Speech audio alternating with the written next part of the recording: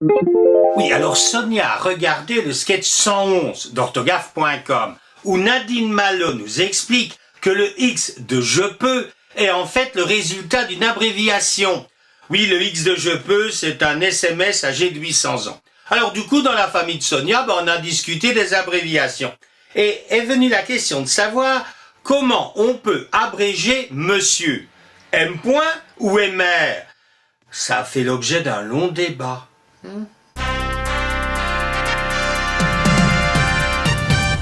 Alors, si vous aussi voulez découvrir l'origine de ce X à je peux, cet SMS qui est tellement vieux, vous pouvez regarder le sketch 111 d'orthographe.com. Alors pour ça, c'est assez facile. Vous allez sur le site orthographe.com, vous cliquez sur l'histoire, c'est l'histoire de l'orthographe, et vous arrivez sur le sketch 111, c'est en fait le premier, donc ça, c'est assez facile. Alors, revenons à la question de Sonia. Parce que vous avez raison, Sonia, quand on abrège monsieur par MR, il y a plein de gens qui vous disent que c'est une faute. Ils disent même que c'est l'équivalent de l'anglais. Voilà, MR, c'est l'abréviation de l'anglais Meister, enfin monsieur en anglais, quoi. Oui, mais ont-ils raison de vous critiquer? Notre langue connaît deux types d'abréviations. La première consiste à mettre le début du mot. AV point pour avenue. Notez que dans ce cas-là, on met un point après la dernière lettre. La seconde abréviation met la première et la dernière lettre du mot, avec parfois une lettre tirée du milieu. Par exemple, BLD pour boulevard. Et notez que dans ce cas-là, on ne met pas de point. MME pour madame, par exemple. Selon ce principe, on peut abréger de deux manières. M point, dans ce cas-là, on ne prend que la première lettre. MR, on prend la première et la dernière. La première et la dernière. Donc, Mister en anglais, ça commence par M et ça finit par R, d'où l'abréviation MR. Oui, mais enfin, ceux qui disent que MR est l'abréviation seulement du mystère anglais, ignorent-ils que monsieur en français, ça commence aussi par un M et ça finit également par un R? Que dit l'Académie?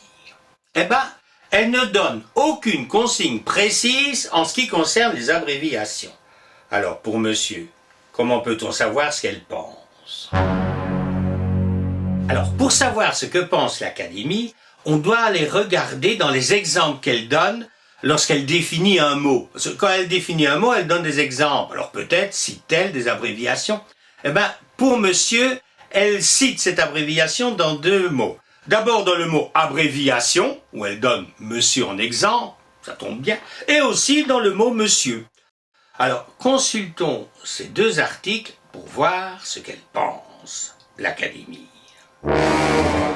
Lorsqu'elle définit le mot abréviation, elle cite chaque fois monsieur en exemple. Et comment l'abrège-t-elle?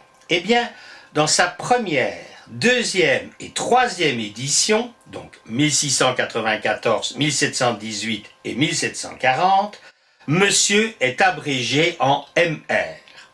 Par contre, à partir de la quatrième édition jusqu'à l'édition actuelle, qui est la neuvième, monsieur est abrégé en M. Bon, vous me direz, Sonia, que ce M. qu'elle donne dans toutes ces dernières éditions aurait tendance à donner raison à vos censeurs. Voyons un petit peu dans l'article monsieur. Alors, dans l'article monsieur, ce n'est qu'au XIXe siècle qu'elle abrège le mot. Si dans les deux éditions de l'Académie qu'elle donne au XIXe siècle, à l'article abréviation, elle donne M. Dans l'article consacré à monsieur, elle met MR ou M. Donc là, elle accepte les deux. Alors, c'est vrai qu'elle met seulement M. dans la 8e et la 9e édition. Soyons honnêtes, dans ces deux dernières éditions, c'est le M. qui gagne. Bon, visiblement, l'Académie emploie plus souvent M. que MR. Mais jamais elle ne condamne l'abréviation MR. Bon, elle ne le condamne pas, mais qu'est-ce qu'elle en pense? Figurez-vous que sur le site de l'Académie, il est dorénavant possible de lui poser des questions.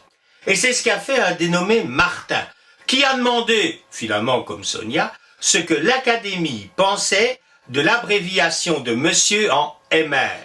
Et nous allons lire maintenant ensemble quelques extraits de la réponse qu'elle a donnée au sieur Martin.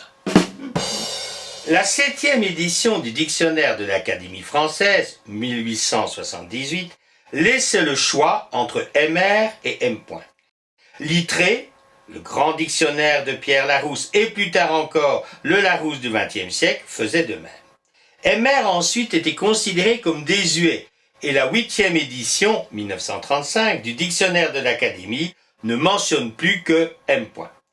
La 9e édition en cours de publication réexaminera cette question car MR connaît une nouvelle faveur. On l'utilise pour éviter la confusion avec l'abréviation des prénoms masculins commençant par M.